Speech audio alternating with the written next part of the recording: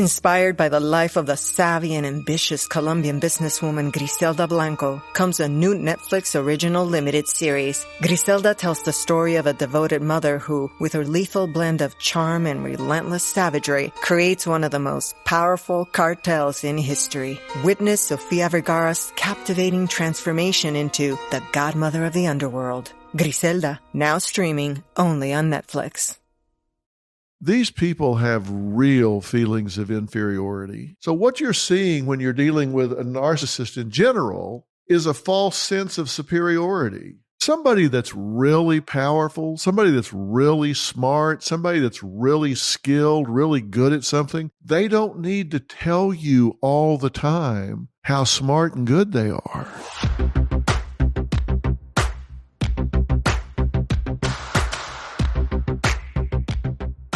Well, hello. You have found your way back to Fill in the Blanks. This obviously is Dr. Phil filling in the blanks. Last episode, we started a series talking about toxic personalities that you encounter in your life, and I introduced you to the narcissistic personality disorder, particularly, and narcissism in general. Now, let me tell you what I'm going to do today. And as I said, I want this to be a conversation, and I'm going to invite you to do two things. If you haven't subscribed to Fill in the Blanks, do so now. You can hit the subscribe button, and it will give you alerts whenever we drop an episode so you don't miss anything. I really want this to be more of a conversation, like you and I were sitting around talking about this, and I'm going to ask you to submit any questions because for the next episode, I'm going to specifically answer your questions or respond to your comments. Now, I'm going to be talking about different personality disorders, and I've started out by talking about the narcissistic personality disorder. I'm going to do a deep dive this time on a subset or a certain type of narcissism, the covert narcissist. And I'm going to do a bit of a review of what we talked about last time, just real quickly to bring this back current in your head. Now, first off, let me say there's a difference between being a narcissist and having a narcissistic personality disorder. A narcissistic personality disorder is a specific diagnosis that you find in the DSM-5, and that means that you have to fit into certain criteria. It says you have to have it for so long, you have to check certain boxes, etc. A lot of people might not meet all the criteria for that diagnosis, but that doesn't mean that they aren't narcissists. I think all human behavior is on a continuum, and then subsets of human behavior are on a continuum. Narcissism is on a continuum. It ranges from maybe being a little narcissistic to being woefully narcissistic. It's not like being a little bit pregnant. It's not like you either are or you aren't. So what I'm talking about today is narcissism, not necessarily the diagnosis of narcissistic personality disorder. And you don't care. If you're dealing with a narcissist in your life, you don't care whether they check all the boxes for the diagnosis or not. You care how they impact your life. When you think of narcissism or narcissistic personality disorder, you think about the classic definition of a narcissist. And that's what we talked most about last time. And what are they? Well, narcissists are very grandiose. They have to be the center of attention. They have an exaggerated need for admiration, right? They just need everybody to think that they're special. They're very superficial. They're exploitive in relationships. Now, why do I say that? And I don't want to just read a list off to you. I want to talk about it so it means something to you. When I say these people are grandiose, they just think they are something special.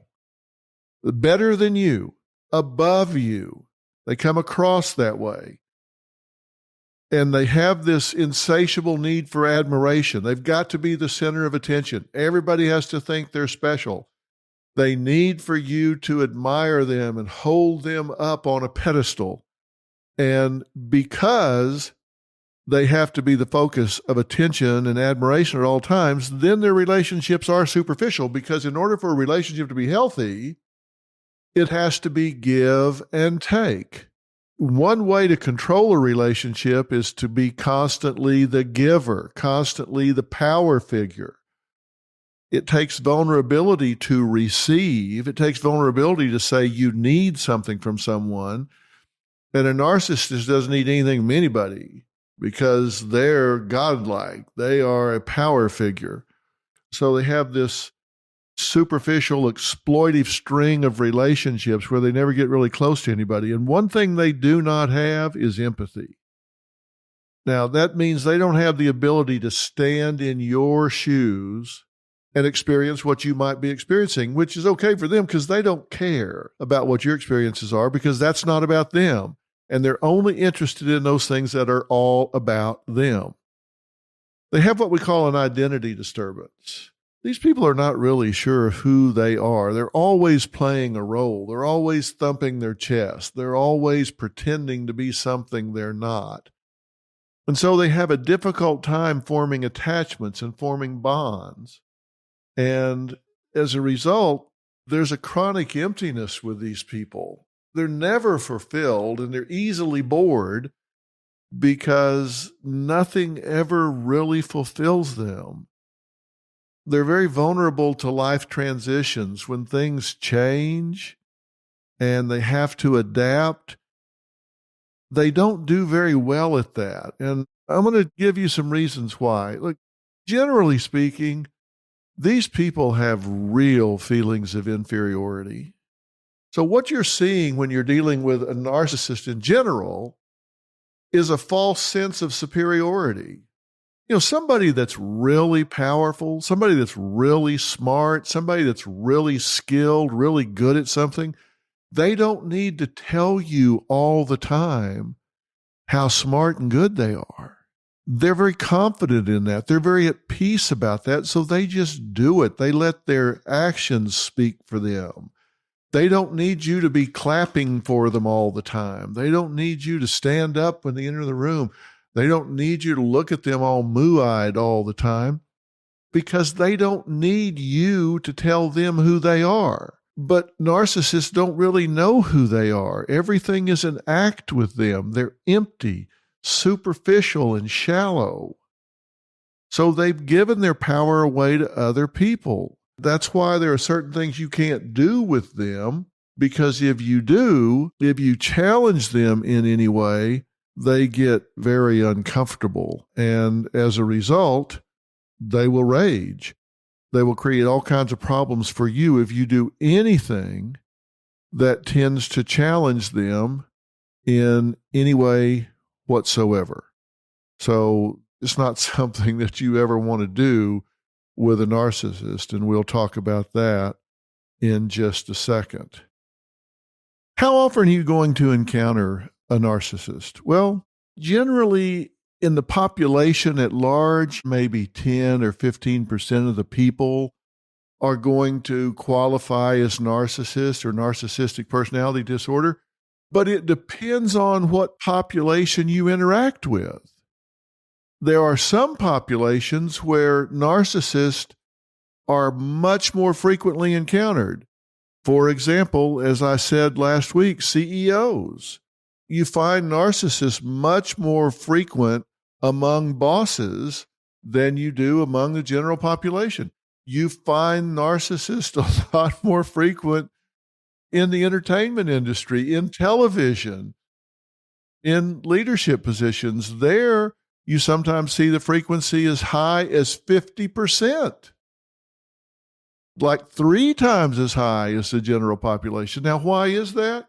Well, the fact of the matter is we tend to reward a lot of things that narcissists do. They're bold and they're brash and they're charming and they're charismatic. It's superficial, but in the moment, it sometimes gets rewarded versus the shrinking violet. So we reward bad behavior sometimes in industry and the entertainment industry. So you find these people frequent leadership positions, front of the room positions, more than they do other occupations. And I mean, think about it.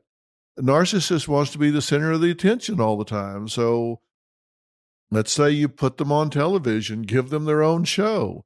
Now, that doesn't mean everybody with their own show is a narcissist. So I hear you laughing as I'm saying that. But as I said, it's on a continuum. I probably have some of the characteristics and qualities that would be defined as narcissistic, but hopefully there are a lot of other things about my personality that would disqualify me, such as actually having empathy and caring about other people. I can clearly form attachments, and then I've been married for 45 years. So you can't just look at any one thing. But the fact is, we do tend to reward those behaviors, and sometimes those that are the most outspoken and gravitate towards the front of the room get rewarded for it. Sometimes they should, sometimes they shouldn't. Just because you yell and scream for attention doesn't mean you're worthy of it. I'll just put it that way. I'm Katie Maloney, 37, a divorcee, and I'm out here falling in love every day with myself. And I'm Dana Cathan, 33, former needy mess, and delusional Leo, but I've never been happier. Never been happier. You know that. Good. The foundation of this podcast is for people who want to live their life unapologetically. It's a safe space for anyone who's going through a transition in their life or just dealing with the regular bullshit. It's a religion. We're not saying that we're looking to start a coven, but that might be why we started but this we're podcast. not saying that. Join our cult. Community. The coven. Religion. Okay, let's just stick with community. Listen to the podcast. Listen to the podcast. I'm Dr. Megan Sachs. And I'm Dr. Amy Sloshberg. And we're the host of the podcast Campus Killings. Our show covers some of the most sinister crimes to take place on or around school campuses, or the cases we discuss have a school-connected theme. And with the new school year comes an all-new second season of Campus Killings, which will debut on September 16th, 2023. But if you want to listen to Campus Killings now, you can binge all the episodes from season 1. Available everywhere you listen to podcasts. But who are these people? And why are narcissists? Well, there's a lot that's not known about that, but we do know that narcissists as a group have been through a lot of trauma as children, oftentimes, not all of them, but some of them. They come from extreme parenting. Either they were neglected as children, so they feel like they have to fight for attention, or maybe they had too much attention as children. They were spoiled. Their parents made them think that they were special, that they were entitled, that they should be the center of attention all the time. And so that transferred into adulthood.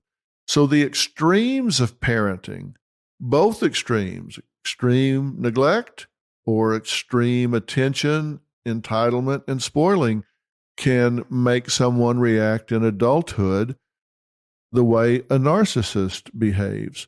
They are insecure.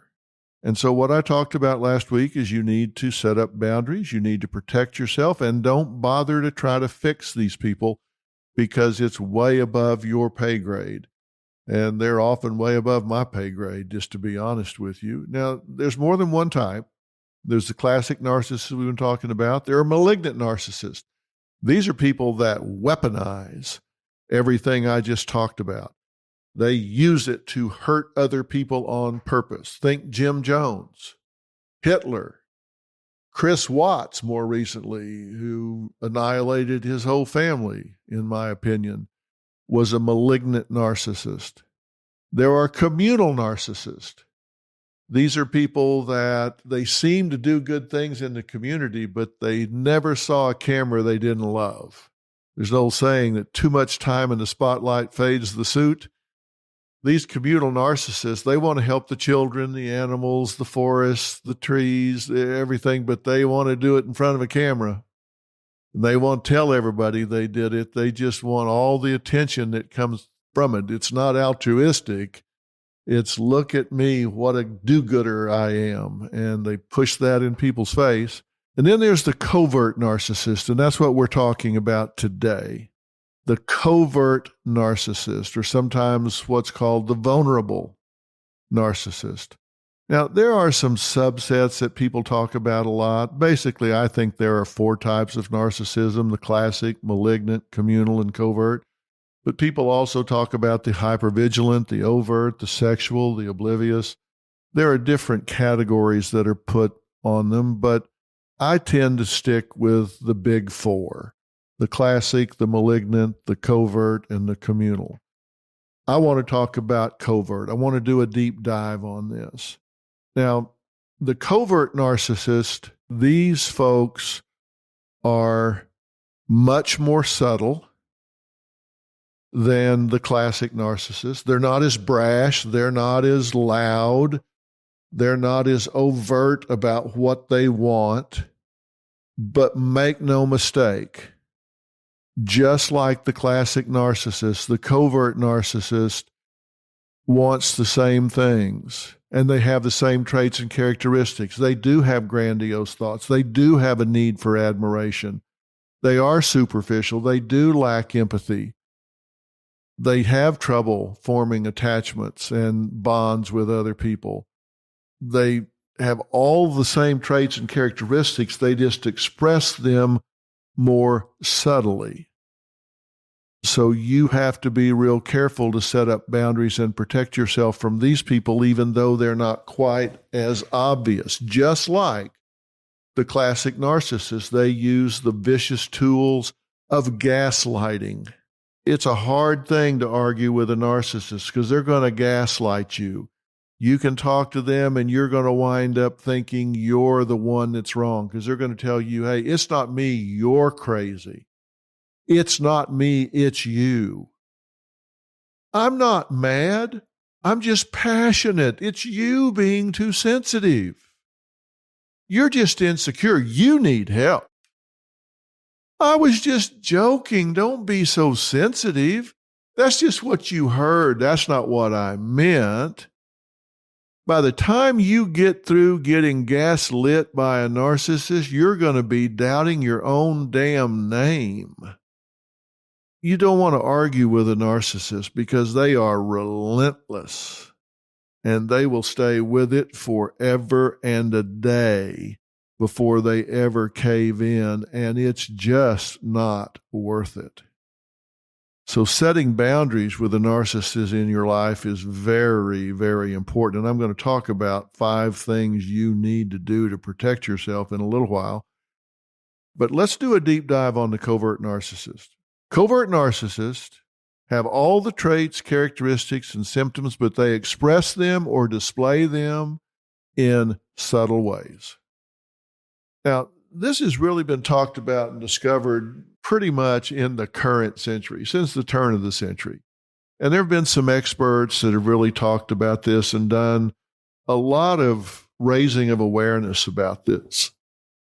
Researchers like Campbell and Pincus, some of these researchers have done a great job saying not all narcissists are the same. They don't all express it the same, and they've recognized this covert narcissism. And I think they've done a great service by identifying these people. Whereas the classic narcissist comes across as bold and brash and loud, and they're just out there beating the drum, these people tend to be more depressed. They come across as victimized. They're sullen and sad. I like to call them backdoor narcissists in my own mind. And they take on this victim role where they're downtrodden. Now, make no mistake, they still think they're the smartest person in the room. But what they're going to tell you is, hey, listen, I'm special, but nobody gets me. If they did, I would be a star. Like, hey, I went to Princeton. I got the big credentials, but nobody cares. Like, I'm overlooked. I'm a victim. They don't get out there and put it on the line. They'll tell you, I'm saving myself for management.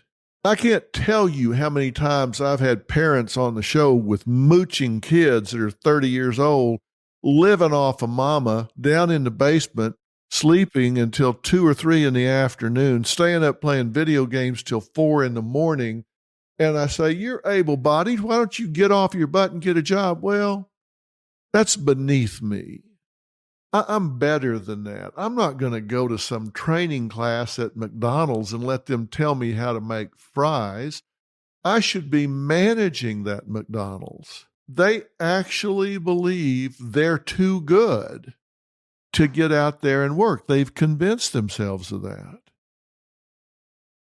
Their arrogance is so strong that they're just saying, I have it all. I've just never been recognized. Now, they're outwardly self-effacing, and they do that in a way of what I call, well, they have a whole bunch of techniques, but one of them I call the humble brag. The humble brag is something they say that's ostensibly modest, or it seems self-deprecating, but the actual intent is to draw attention to themselves and fish for compliments like, oh, I look terrible without any makeup on. They're expecting people to say, oh my God, are you kidding me? You don't have any makeup on? You look great. It's a humble brag. They think they look great. So there's false humility disguised as self-deprecating when they're really bragging on the fact that they want you to pay attention to how good they look without makeup. Guys do it all the time. I mean, they'll say, oh, I haven't worked out in 6 months. I can't believe that this is going to kill me. And then they get out there and run really fast or jump really high or whatever because they've been working out secretly and haven't told anybody about it. But these people are generally very self-absorbed and they're sullen. They think the world owes them a living. And they're inept at relationships. They're inept at intimacy. They spend a lot of time blaming and shaming. They play the but-for game. But for the world having it in for me, I would be a huge success. But for you being lucky, I would have your job. But for you having a wealthy family, but for you having a powerful father, I would be doing better than you. They play the victim. And there's never any reciprocity with these people. It's always one way. They will suck you dry. In this world, there's a lot of ways you can divide people up. One way is there are givers and there are takers. These people are takers. Because remember, they have every characteristic of the classic narcissist. They have no empathy. They don't care what you think. They don't care what you feel. They don't care what you need. They will take what they can get from you. And if you fall down and break your leg, they will step right over you if it serves their purpose. We've all seen the headlines in the news of how someone lost their life in an act of cold-blooded murder. And while it's sad and grabs your attention, most people go on with their day without giving it another thought. But have you ever stopped to think about the life of the person at the center of the news story? They were more than just a headline or a statistic. They were someone's loved one or friend. I'm Mike Morford, and my podcast, The Murder in My Family, dives into some of those stories to help listeners get to know the person who was lost and how their death affected those closest to them. Listen to The Murder in My Family everywhere you listen to podcasts. There are well over 100 episodes to binge on now.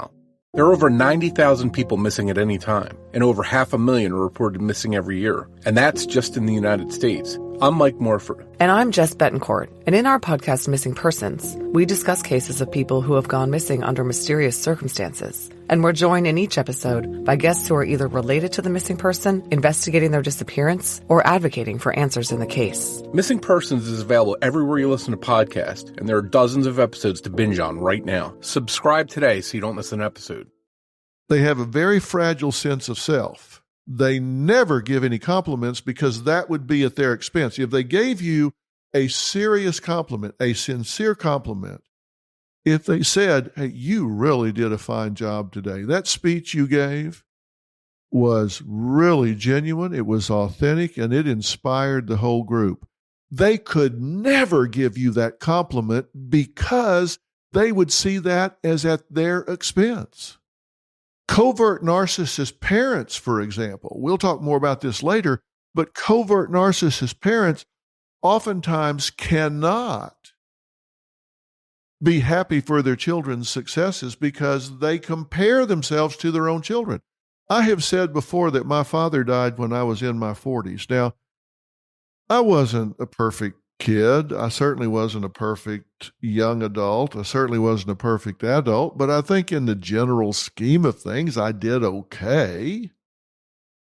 That's not a humble brag. I'm saying that in the grand scheme of things, I think I did okay. I never got any felony arrest. I didn't do drugs or alcohol.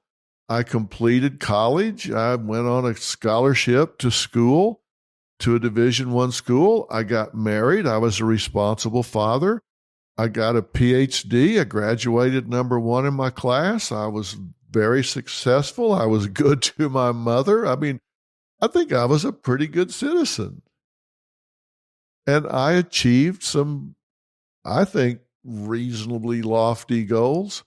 Not one time in the 43 or 4 years that I was alive did he ever say, "I'm proud of you." Now, why not? Because I think he was a covert narcissist.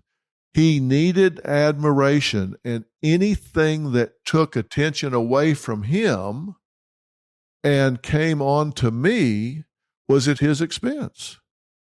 He couldn't do it. He couldn't give me a compliment. He couldn't tell me he was proud of me. He couldn't acknowledge me because he felt like that was at his expense and he couldn't afford to do it. That's what I mean when I say these people have a fragile sense of self. They can't give compliments. Now, they won't confront you about it. They will be passive-aggressive about it. But it's just as damaging. See, an aggressive person will tell you, "Hey, I think you're an idiot. I think you got blind-ass lucky and fell into this job, and you don't deserve it." A covert narcissist will not do that. They will not get in your face and tell you what they think. What they will do is snipe at you indirectly and or behind your back. They will say things like, "Oh, must be nice." What must be nice? Well, must be nice to grow up with a family where they set everything up for you. I mean, must be nice that your dad knows the boss. Must be nice to fall into this job. I guess your dad was a legacy at Harvard, so that made it easy to get it. I mean, must be nice. I mean, it's not like he's saying it's unfair. He's just saying it must be nice. He's raging inside because he thinks the world owes him a living to the point that he's actually paranoid about it. You know, she may actually think the world is out to get her, but rather than say that, it's just like, yeah, lucky you, must be nice. So they do what I call leveling. See, people that are insecure are always either pursuing or retreating in a relationship. They're never on level ground, just experiencing it. So when I say leveling, they always see themselves in competition with you. So they've either got to shoot you down by sabotaging you, criticizing you, undermining you, or they've got to fluff themselves up so they perceive themselves as being lifted up to your level. But they're always leveling themselves with you. Now, I'm saying these things to you because I want you to listen for them, because if you're living with a covert narcissist and you don't realize it, there's just something not right and it's wearing you out. I want you to recognize what it is. Is there somebody in your life that's saying a lot of these things, doing a lot of these things? Is there somebody that is sullen and complaining and whining all the time, and they just don't ever get involved. They don't ever get engaged. They just always sit back and criticize others. They think they have unseen gifts. They think they are the smartest person in the room, but yet they won't take a risk. And they mock the people who do. Those that are out there doing, they sit in the cheap seats and snark at them, snipe at them, criticize what they're doing. These are paranoid malcontents that complain about everything, playing the victim. Now, you've probably heard this quote 100 times, but it's really fitting here. Theodore Roosevelt said it on April 23rd, 1910. This is a quote. "It is not the critic who counts, not the man who points out how the strong man stumbles or where the doer of deeds could have done them better. The credit belongs to the man who is actually in the arena, whose face is marred by dust and sweat and blood, who strives valiantly, who errs, who comes short again and again, because there is no effort without error and shortcoming, but who does actually strive to do the deeds, who knows great enthusiasm, the great devotions, who spends himself in a worthy cause, who at the best knows in the end the triumph of high achievement, and who at the worst, if he fails, at least fails while daring greatly, so that his place shall never be with those cold and timid souls who neither knew victory nor defeat." Now let's take that apart for a minute. It's not the critic who counts, not the man who points out how the strong man stumbles, or the doer of deed could have done them better. It's not him that counts. The credit belongs to the man in the arena, the one that gets off his butt, gets off the bench, gets out of his chair, and gets in the arena and gets his hands dirty. He said the credit goes to the man whose face is marred by dust and sweat and blood, who strives valiantly. He errs. There's no effort without error and shortcoming. He knows great enthusiasms, great devotions, and he spends himself in a worthy cause. Maybe he wins, and maybe he loses, but by God, he got out there and did it. And that is the last place you will ever find the covert narcissist.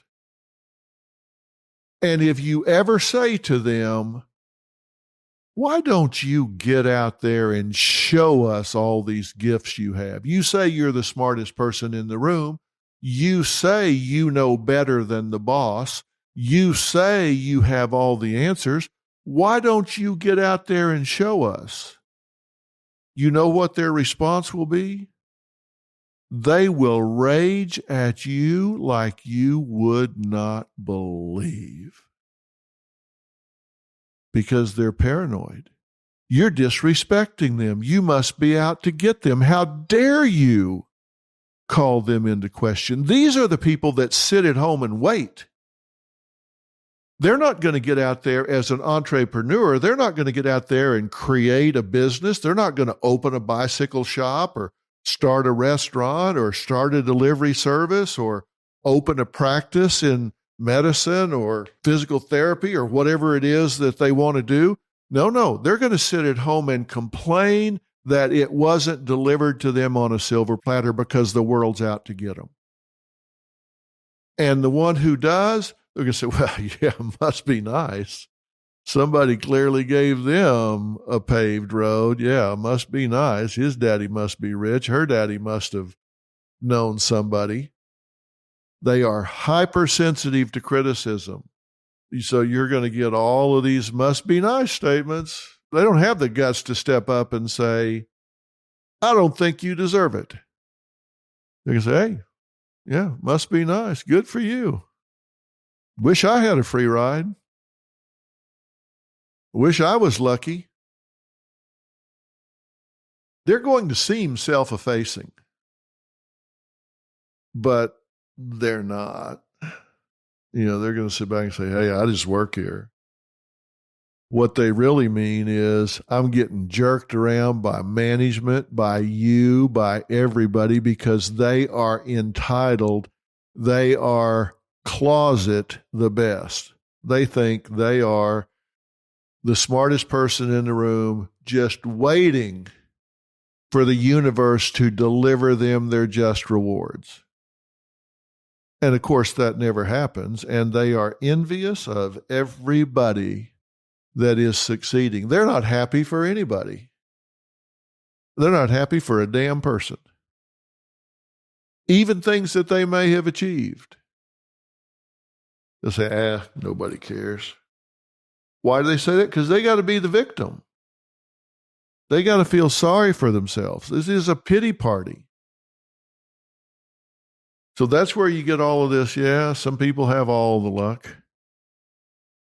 Now, I'll tell you something that gives these people away. They are incredibly judgmental. The covert narcissist, as I have just pointed out, they're going to judge everybody in the arena.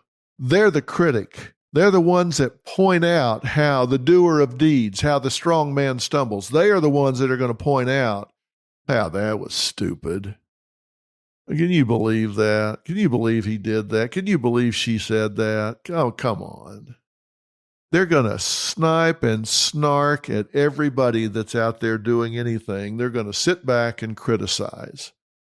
Sarcasm, put downs every step of the way.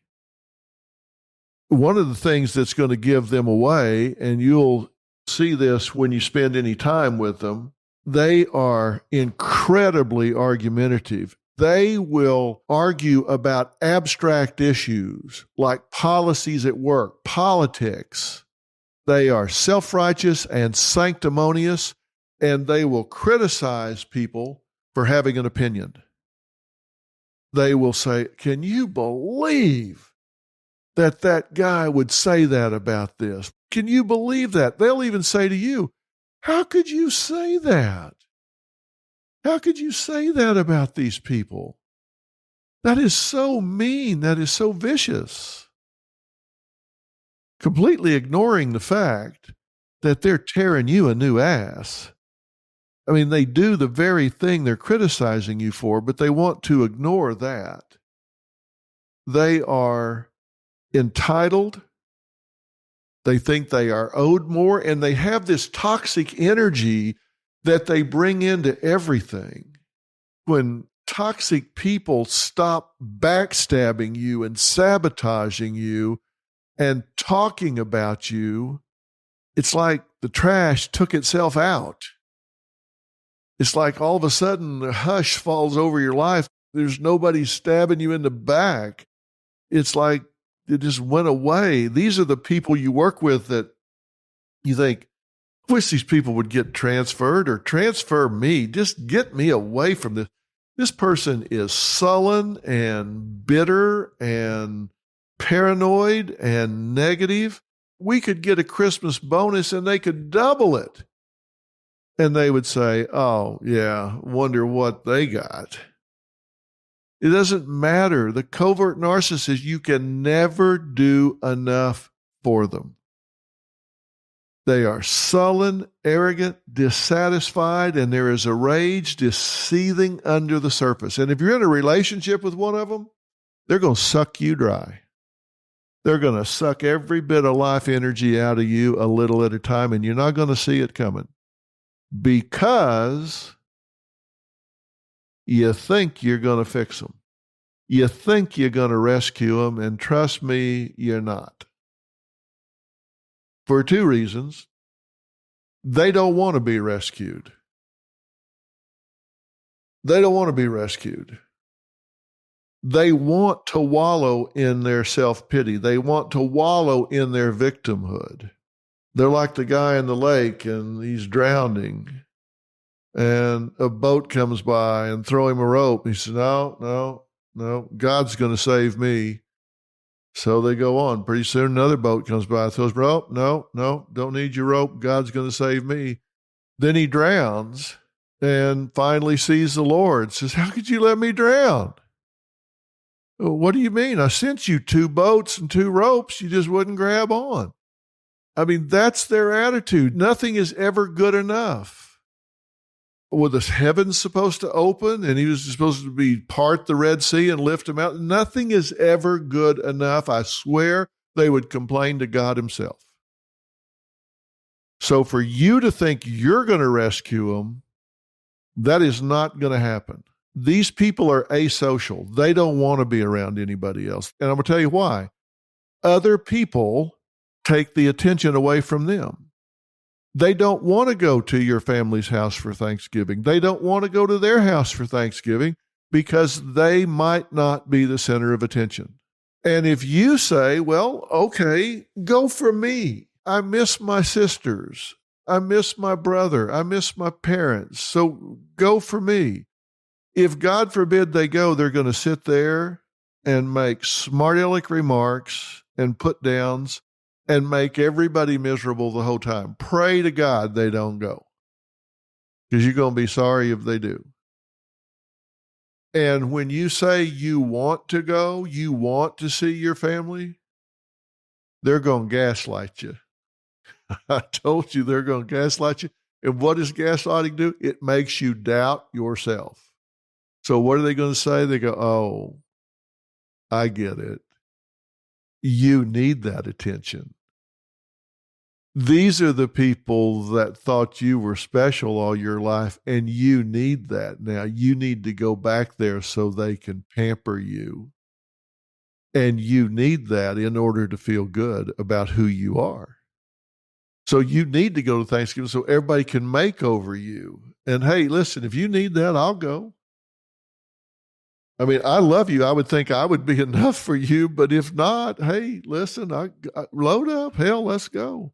That's the gaslighting. They're making you feel like there's something wrong with you for wanting to have a healthy attachment to your family or people in your life who you're connected with.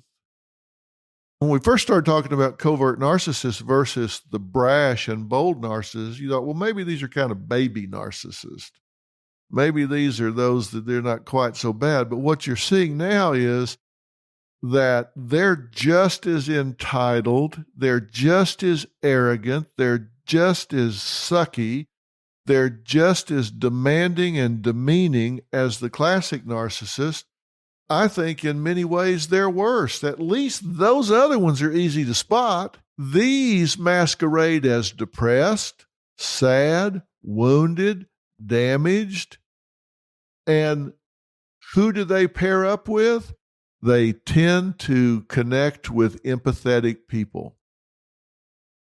They find people that have caring hearts, giving hearts. They find people that care about somebody besides themselves. And so you go and say, hey, this person seems really depressed. They seem really sad. Maybe I can help them out. And they may have some good qualities about them. I'm not saying they're bad human beings, but they will appeal to your empathetic soul. And then once they get their hooks in you, yeah, they're going to make you pay. They're going to make you pay. And they're going to be real hard to pin down about it. Their goal, because as I said, this is all about leveling, is to keep you one down. Make you feel small so they can feel big. And here are some questions to ask yourself if you're being manipulated, if you're being gaslighted. When you're around the person that you think might be a covert narcissist, do you kind of tend to get the feeling that you just can't do anything right? Do you tend to feel trapped in your relationship, isolated from other people, where you have to devote your attention to this person and you're guilt-induced if you need or want anybody else? Are you lonely? Even though you're in a relationship, are you left feeling lonely? Are you riddled with doubt and worry that you can't measure up, you're not smart enough, and you're too delicate? Now, you would feel that because anytime you complained, a covert narcissist would be telling you, hey, look, you're just too thin-skinned. There's nothing wrong with me. You're just too thin-skinned. But you need to grow up. You need to grow a pair. You need to toughen up. Is your predominant feeling in this relationship guilt and shame?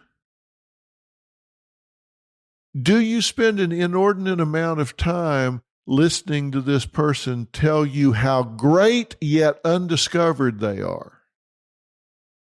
They don't get up on a soapbox and beat their chest. They tell you how great but undiscovered they are. If they only knew, I could fix this whole thing.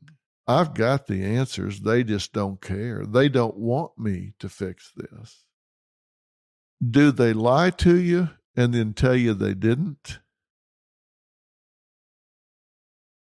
Do they demand rather than command respect? Now, this is a big distinction. There are those who demand respect because you just owe it to them, versus earn it.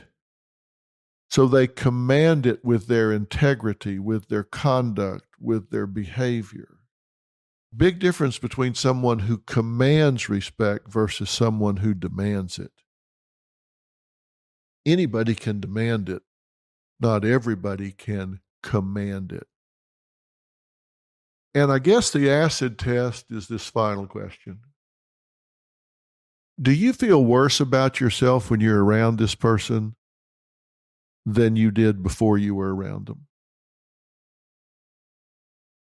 Because if you have a healthy relationship with someone that you love and they love you, you should feel better about yourself having been around them than you did before you were around them. And that's a matter of degree, but to a great extent, those that have a real health-engendering personality, you interact with them and feel better about who you are after you do it.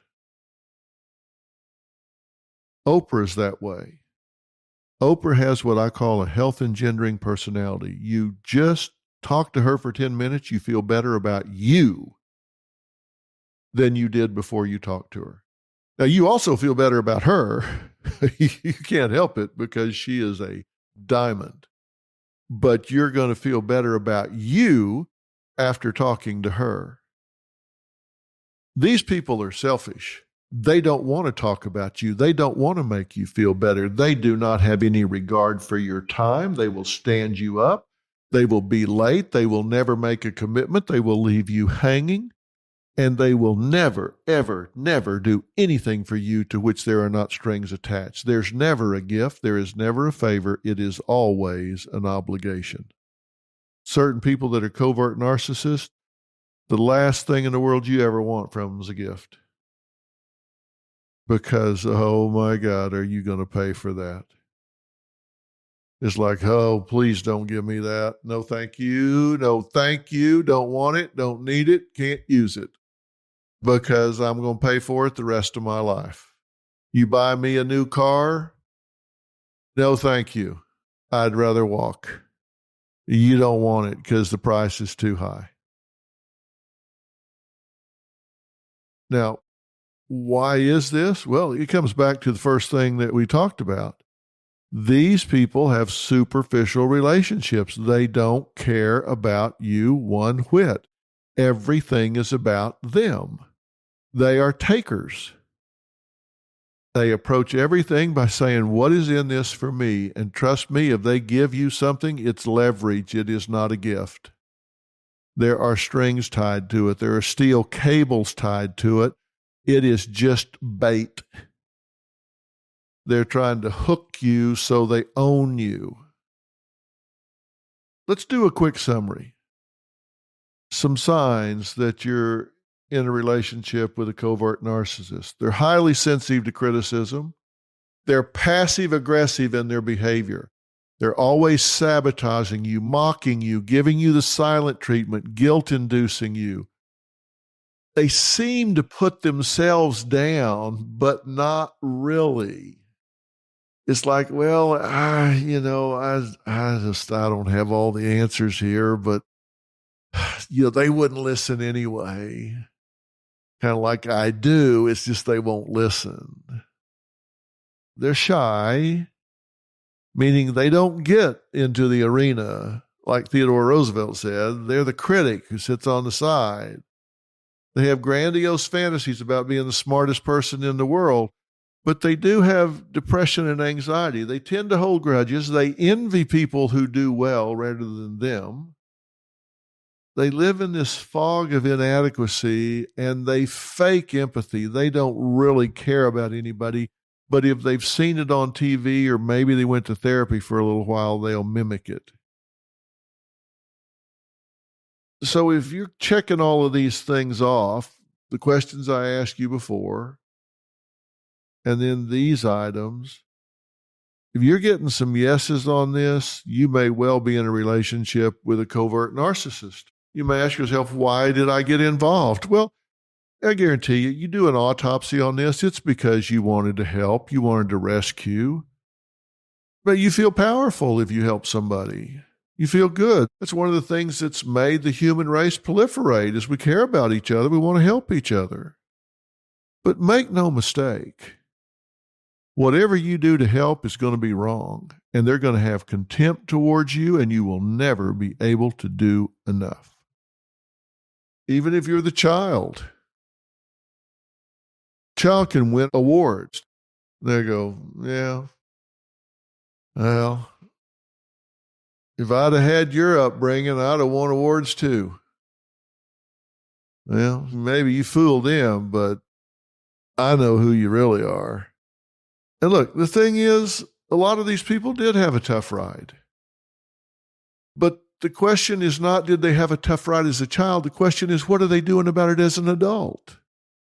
Having a tough childhood is not an excuse for being an abuser as an adult. It just means you have a steeper hill to climb. And living with depression, anxiety, creating work problems, that's no way to go through life. Even if you treat those things in a covert narcissist, you can treat their depression, you can treat their anxiety, you can treat a phobia, you can treat their addiction. And you think, okay, yeah, that's good, fix them up. Well, when you're through, you still have a covert narcissist. You just alleviated some symptoms. They still are entitled. They still think the world owes them a living. They're still going to be critical of everybody. They're just not going to be as depressed when they do it. So how do you protect yourself from these people? Well, you can't take it personal. And you say, well, that's easy for you to say, Dr. Phil. You're not living with one. Well, I did. I did live with one. And you just have to say, look, how people treat me is more about them than it is about me. You can't take it personal. If your mother is a bitter woman who puts you down, that's about her. It's not about you. That's not a maternal thing to do. She's sick, you're not. You need to strengthen your relationship with yourself. Be your own best friend. Your own best friend. If you had a best friend that was in this situation, you would tell them, don't listen to her. Don't listen to him. Believe in yourself. Don't give your power away to this person. Set boundaries. You need to advocate for you. And if you have to, create a healthy distance. Give yourself permission to not feel badly. And two things. Don't expect that you're going to fix this person, and do not expect an apology, because you're not going to fix them and they're not going to apologize. Now, you're probably thinking, well, man, you're being pretty pessimistic here, Dr. Phil. Look, I'm just telling you how it is. If you want to spend 2 years trying to fix some narcissist, go ahead. And in 2 years, you'll say, well, okay, he was right. I wasn't going to do it. I couldn't do it. We've been talking about the covert narcissist here. Remember, I said there's the classic narcissist. These are the chest thumpers. They get up there in front of them. The covert narcissist has all the same feelings of entitlement, specialness. They just kind of sit back quietly and sabotage everybody else, feel sorry for themselves, and covertly live like they're the smartest person in the room. So what's left? We're going to talk some more about this because we're going to talk about how to handle a covert narcissist at work, how to get over being raised by a covert parent. There's also the communal narcissist and the malignant narcissist. We're going to talk about some of those things as well.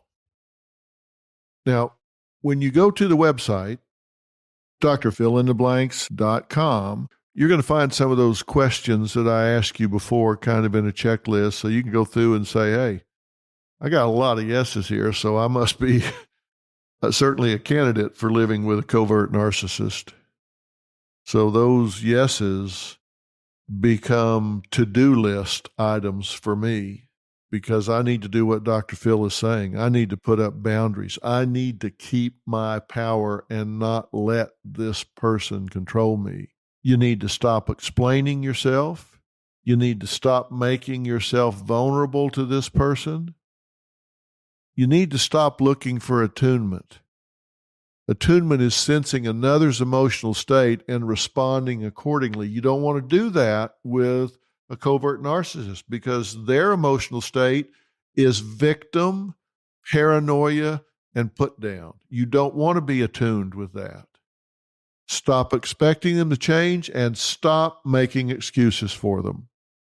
Your family's going to think you've lost your mind because they don't have the foggy glasses on that you do, and they know who you're living with, him or her, is narcissistic. Stop making excuses for this person. It is what it is. All right, we're going to talk about this some more. Now, look, why am I doing this series? I'm doing this series because you guys have asked for it, and it is a series. We're going to talk about narcissism, then we're going to move on to borderline personality. We're going to talk about some of those things that when you have the power and insight to understand and manage these people, then I've always said, if you know why people do what they do and don't do what they don't do, you have an incredible edge in life. You have to understand human nature. Know why people do the things they do. Know why they don't do the things they don't do. When you understand that, you know what levers to pull, what buttons to push. You have power in this life. I want you to know that. And I'm starting with narcissists because they sure seem to be frequenting our population right now. So we've talked about classic, we've talked about covert. They all want the same thing. They just go at it differently, and we're going to talk about how to manage them in the workplace, at home, in the neighborhood. We're going to touch on all of those things very, very soon, and then we're going to move on to borderline personality. So I appreciate you spending this time with me talking about this. I don't always talk about it in traditional ways, but trust me, I do my homework, and everything I'm telling you, you will find grounded in the research about these people. I've got almost 50 years experience studying them, but I still do my research. I still go to the journals. I still read the current research on these people to find out what the trends are, what's working with them, what's not working with them. And we'll be talking about some of that in the future, but I can tell you the prognosis, it's just not good. They don't tend to respond to therapy very well, which means the focus needs to be on you and protecting you. I'm Dr. Phil. Thanks for spending this time with me.